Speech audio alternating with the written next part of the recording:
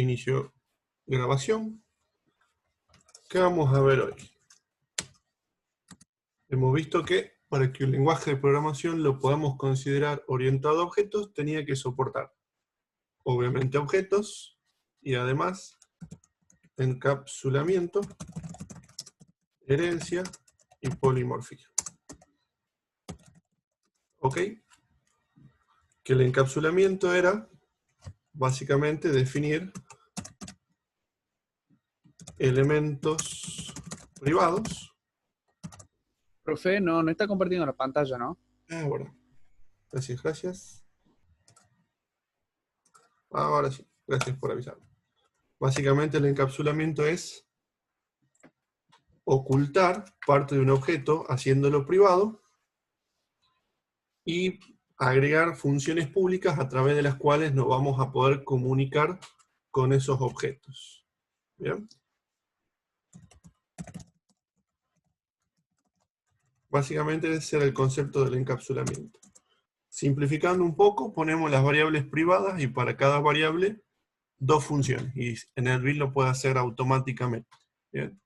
Vimos que herencia es la posibilidad de definir una clase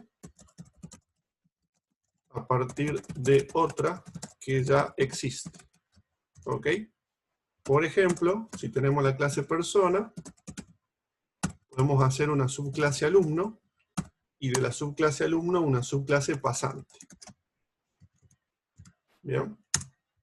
La relación se valida con la frase es un pasante es un alumno y un alumno es una persona. Por lo tanto, un pasante va a tener todo lo que sea de persona, más todo lo que sea de alumno, más lo propio de pasante. ¿Bien?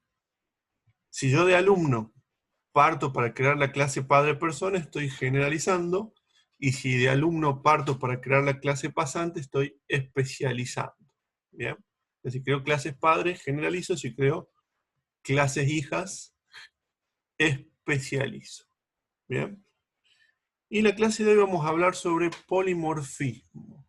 Bastante interesante esto porque para poder hablar de polimorfismo tenemos que tener en claro el concepto de objeto, de referencia a un objeto, de herencia, de sobreescritura de métodos, conceptos que venimos viendo hasta ahora. ¿Bien? Podríamos decir que el polimorfismo va a definir si entendemos o no el paradigma, porque para entender polimorfismo tenemos que entender todo lo que vimos hasta acá. ¿Bien? ¿De qué se trata el polimorfismo? Se trata de poder enviar un mismo mensaje a objetos diferentes y que cada uno responda de manera particular. ¿Bien?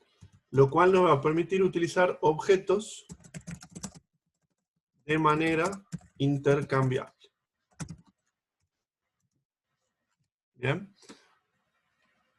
Entonces yo le pido lo mismo a dos objetos diferentes y cada uno de esos objetos va a responder de acuerdo a lo que ese objeto es. Bien, por ejemplo, si yo a un auto le pido iniciar, va a arrancar el motor. Si yo a una PC le digo iniciar, va a iniciar su sistema operativo. A los dos le pedí lo mismo. En los dos casos, por ejemplo, podría haber apretado un botón para iniciarlo. O sea, el mensaje es el mismo. Presionar el botón de encendido. Hago lo mismo con dos objetos diferentes. Un auto. Hay autos que se prenden con botones y no con llave por las dudas. Presiono el botón del auto, se enciende el motor. Presiono el botón de la PC, se prende la computadora y arranca el sistema operativo. O sea, el mensaje es el mismo. En los dos presiono el botón. ¿Bien? Y cada uno reacciona de manera diferente a ese mismo mensaje. ¿Bien? Vamos a la práctica. Vamos a arrancar haciendo un nuevo proyecto del mismo tipo de siempre, una aplicación Java. Pueden ponerle el nombre al proyecto que quieran. Yo voy a poner ejemplo polimorfismo. Nombre de la clase principal, paquete punto principal. Bien.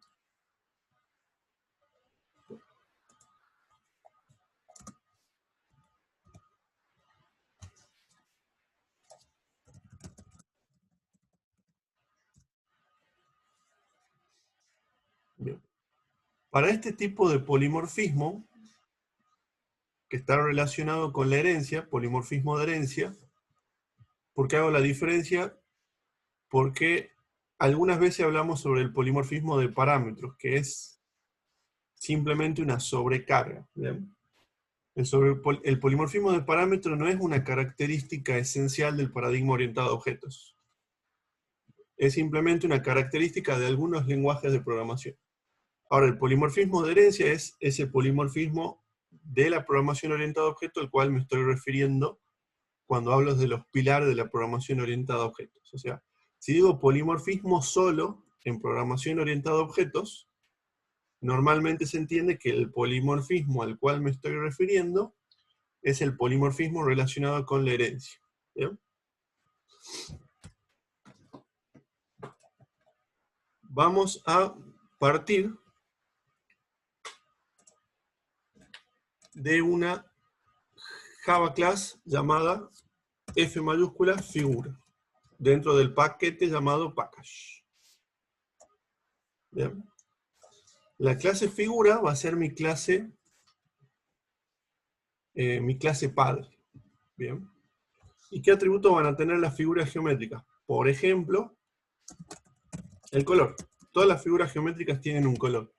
Así sean un punto, una línea, un círculo, un rectángulo, un cuadrado, un triángulo. Todas las figuras geométricas van a tener mínimamente el atributo color. ¿Bien? Y mínimamente van a tener la posibilidad de dibujar. Si yo una figura geométrica la puedo dibujar, entonces voy a poner un método public, void, dibujar.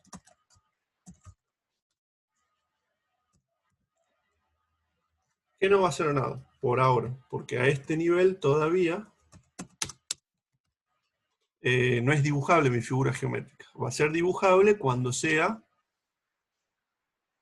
un círculo, un rectángulo. A ese nivel ya va a ser dibujable, pero a este nivel todavía no tengo código para poner aquí adentro. ¿Bien?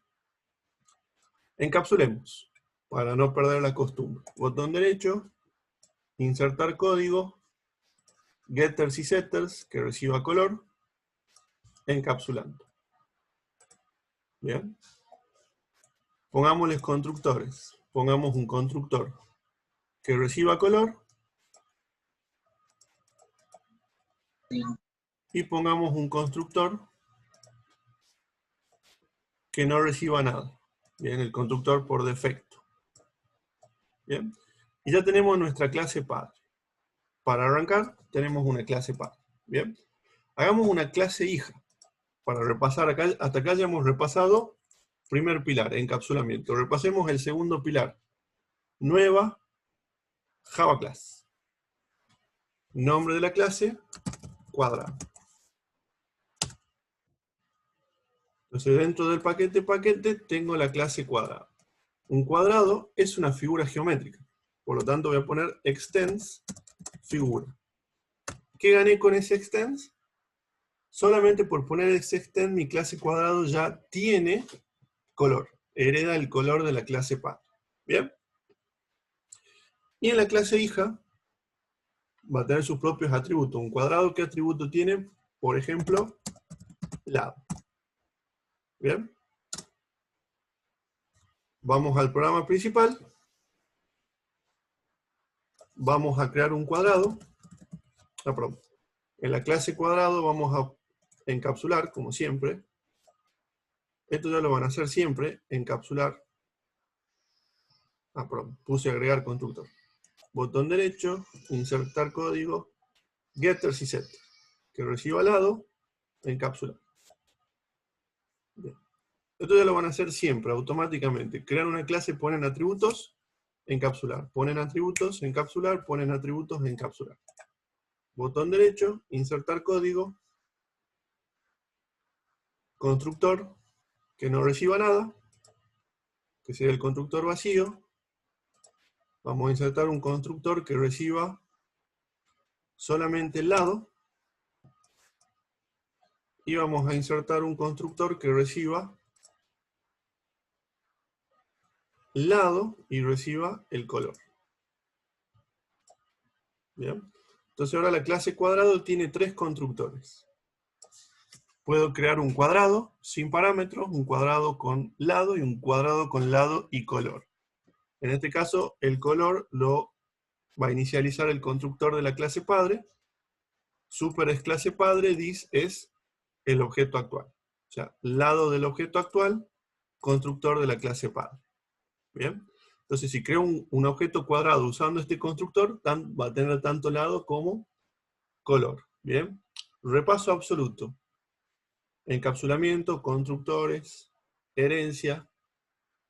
Vamos repasando todo para sumarle el plus que sería acá el polimorfismo. ¿Bien? Entonces, en mi programa principal, si yo creo un cuadrado, observen, puedo crear un cuadrado de esta forma o de esta otra forma. ¿Bien? Entonces acá tengo un cuadrado rojo. Y voy a hacer c.mostrar. Quiero mostrar mi cuadrado.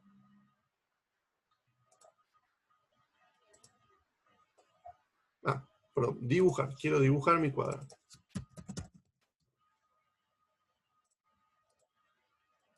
Este programa no va a hacer nada, ¿por qué? Porque el dibujar de la clase figura no hace nada, o sea, vamos a figura, al método dibujar, vamos a poner un system.out.println que diga no sé dibujar. Entonces en el programa principal, si yo a mi cuadrado le pido que se dibuje, me va a decir que no sabe dibujarse. ¿Por qué? Porque está usando el método dibujar que heredó de la clase figura. El cuadrado heredó ese dibujar de figura que no le está sirviendo. ¿Bien? Como vimos la clase pasada, nosotros en la herencia podemos redefinir. En la clase hija podemos redefinir el método heredado de la clase padre. Public void dibujar, lo redefinimos de esta forma. System.out.println.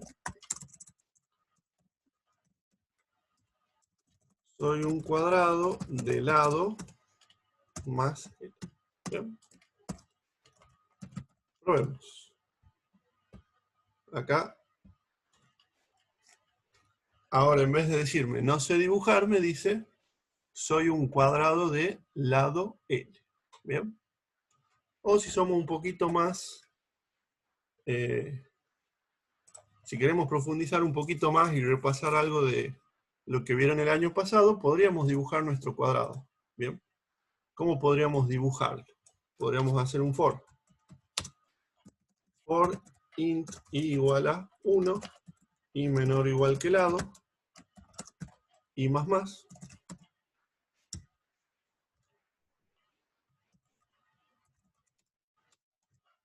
For int j igual a 1, j menor o igual que lado, j más.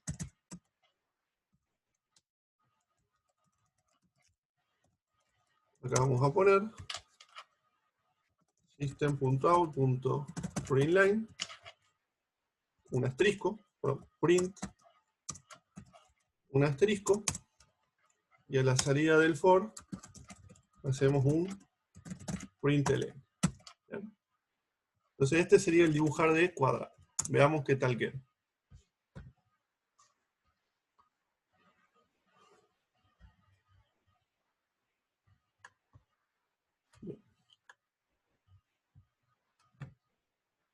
No queda muy cuadrado cuando lo vemos en la consola de NetBeans. Probemos en el blog de notas cómo queda. Bueno, un poquito más parecido a un cuadrado. A ver, probemos poniendo asterisco con doble espacio. A ver si se va apareciendo un cuadrado. Bien, ahí tenemos un cuadrado. ¿Lo ven? Hemos dibujado un cuadrado. Entonces, si queremos hacerlo un poquito más prolijo, acá podemos agregar @override, indicando con este comentario que estamos sobreescribiendo el método heredado de la clase padre.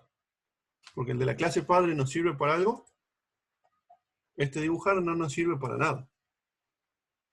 Acá donde ese dibujar lo podríamos poner como quitarle el cuerpo, poner la palabra abstract, y acá en la clase figura poner la palabra abstract,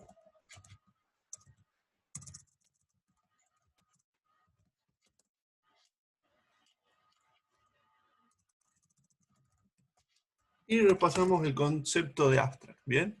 Acá tenemos un método abstract. ¿Qué significa? Que no tiene código. Porque a este nivel, dibujar no tiene código. Sería lo mismo que poner las dos llavecitas. ¿Cuál es la diferencia entre este dibujar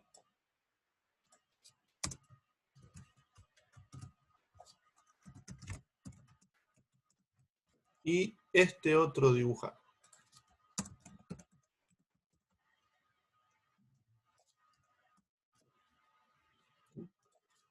¿Cuál es la diferencia entre este dibujar y este dibujar?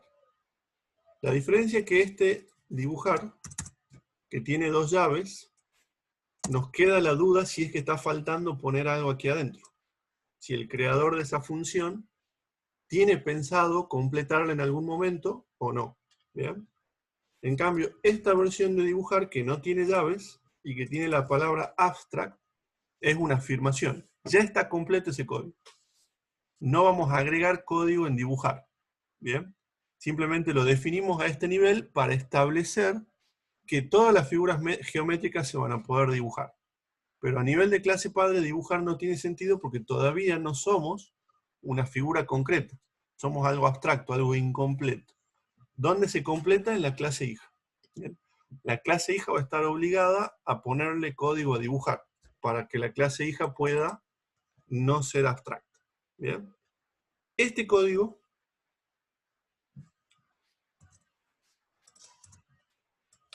y este código funcionan exactamente igual.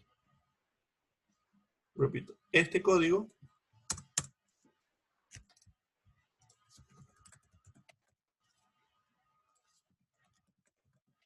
y este código funcionan exactamente igual. Pero poner la palabra abstract en la clase y poner la palabra abstract en el método, lo que están haciendo es establecer que esta clase solamente la utilizamos como clase padre. Y no va a ser nuestra intención crear objetos de esta clase. Sí va a ser nuestra intención crear objetos de las subclases de esta clase. Por ejemplo, de la clase cuadrado. ¿Bien? Por ejemplo, de la clase rectángulo o de la clase círculo. ¿Bien? Hagamos otra subclase de figura. Dentro del paquete, nueva Java Class, vamos a hacer rectángulo.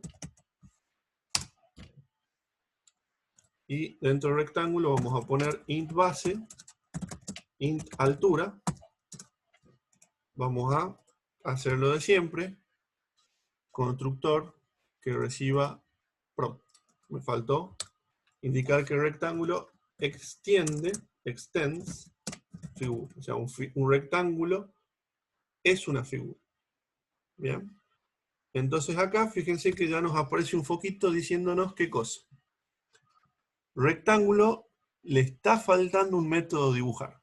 Bien. Al haber puesto que dibujar es abstracto en la clase padre, ya me está indicando que en la clase hija tengo que ponerle código. Hago clic en el foquito, implementar métodos abstractos. O lo podríamos haber escrito a mano, ningún problema. ¿Bien? ¿Y qué es lo que va a hacer dibujar de rectángulo? Va a ser un código parecido al de cuadrado. For int igual a 0 y menor o igual que base y más for int j igual a 0, j menor o igual que altura, j++, system.out.print, espacio, asterisco, espacio, y al salir del for interno, voy a hacer un system.out.println para tener un salto de línea. ¿Bien? Esta sería la clase rectángulo. ¿Qué me faltaría? Insertar código, getters y setters, para base y altura, encapsulando. ¿Qué más me faltaría? Insertar código, constructor vacío, insertar código, constructor que reciba base y altura, insertar código, constructor que reciba base, altura y color. ¿Bien? Entonces ahora tengo dos subclases de la clase rectángulo. Tengo la clase cuadrado y tengo la clase rectángulo. Dos subclases de figura. ¿Bien? Entonces en el programa principal voy a dibujar un cuadrado de 5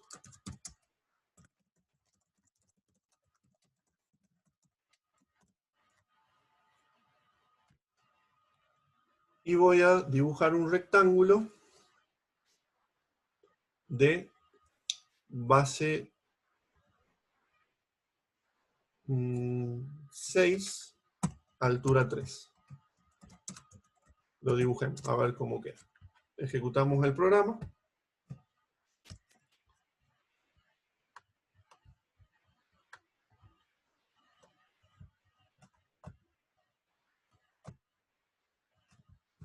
Lo hagamos de 3 por 6.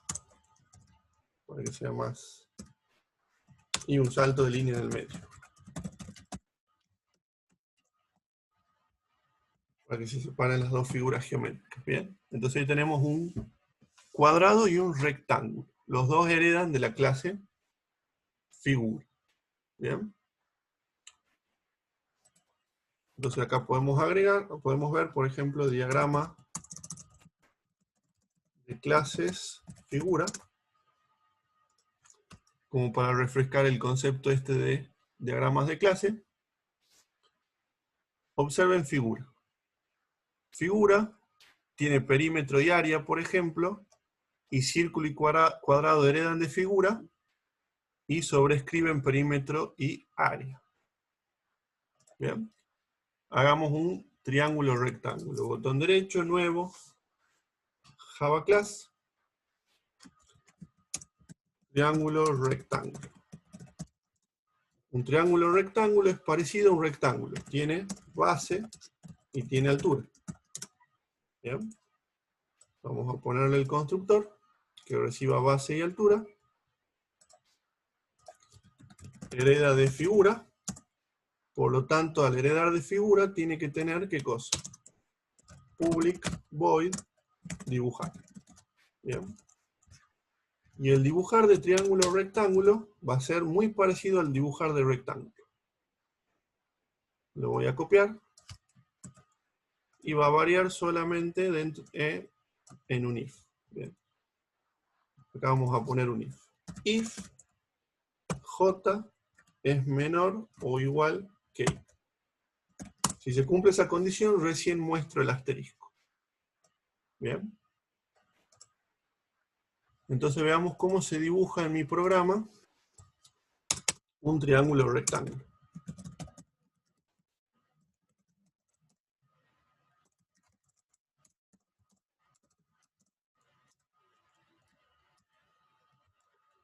De la misma base y altura que la anterior, como para comparar el rectángulo con el triángulo rectángulo.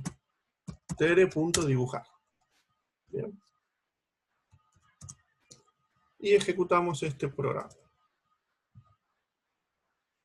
Tenemos, hagamos un salto de línea entre dibujo y dibujo. Entonces acá se dibuja el objeto cuadrado, acá se dibuja el objeto rectángulo y acá se dibuja el objeto triángulo. ¿Bien? Hasta este punto de la clase de hoy fue todo repaso. Repaso de clase, de constructores, de herencia, de sobreescritura, repaso de sobrecarga, todo repaso. Bien. Y ahora viene el polimorfismo. Bien. Recuerden, esto es un triángulo, y un triángulo es una figura geométrica. Esto es un rectángulo, y un rectángulo es una figura geométrica. Esto es un cuadrado, y un cuadrado es una figura geométrica. ¿Bien? Entonces, si todas son figuras geométricas, yo podría declarar un vector de figuras.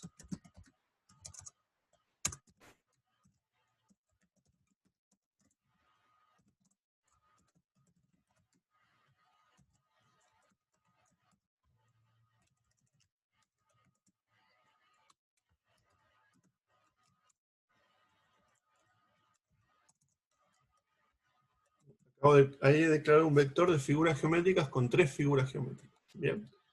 Y en la primera posición de ese vector voy a poner mi cuadrado. En la segunda posición de mi vector voy a poner mi rectángulo. Y en la tercera posición de mi vector voy a poner mi triángulo rectángulo. Voy a quitar las llamadas a dibujar.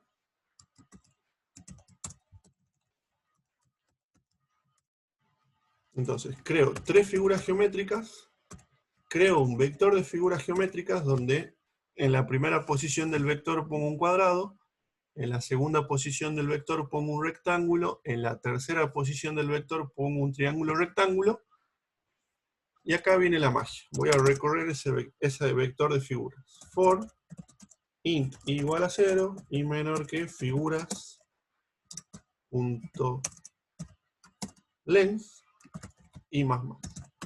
Recorro el vector de figuras.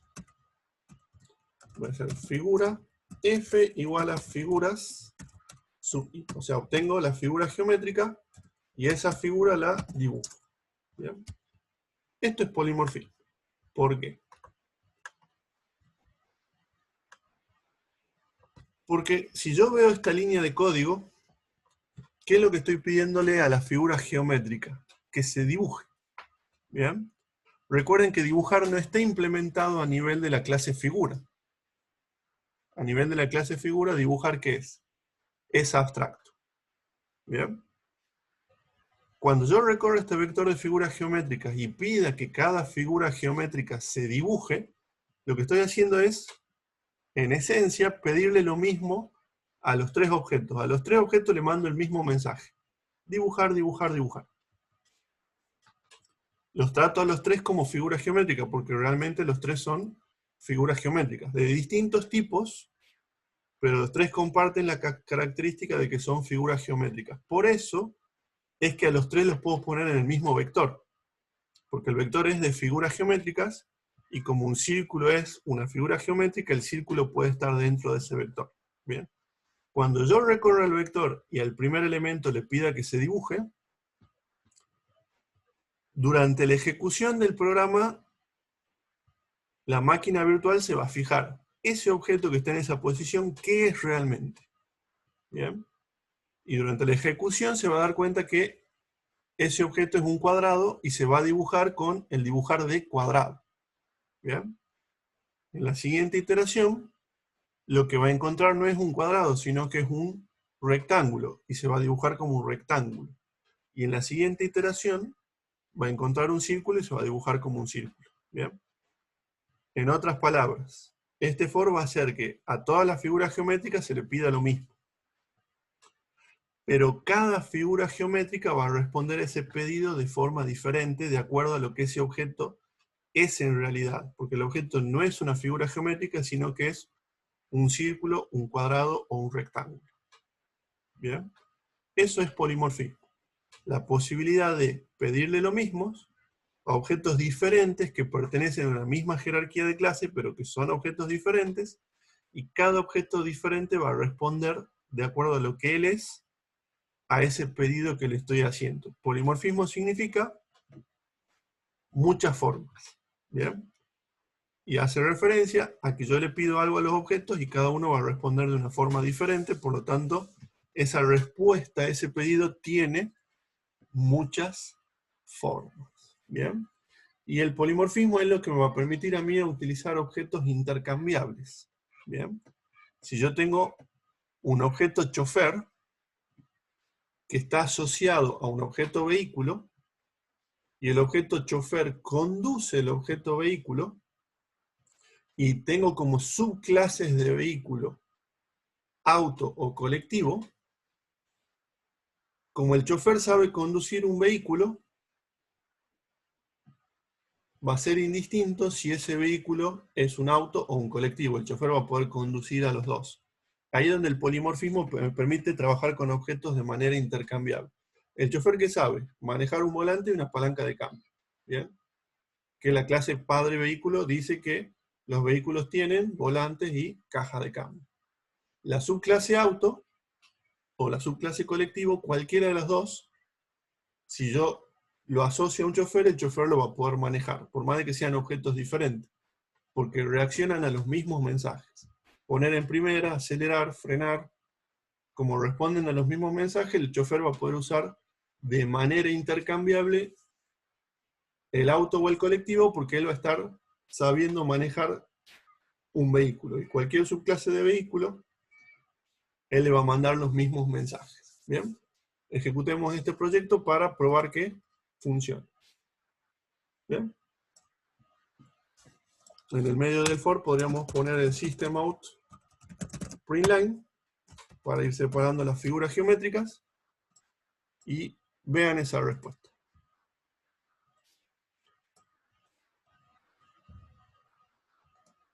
El primer dibujar ejecuta el código de la clase cuadrado, el segundo dibujar ejecuta el código de la clase rectángulo y el tercero triángulo, porque es de la clase triángulo rectángulo. ¿Bien?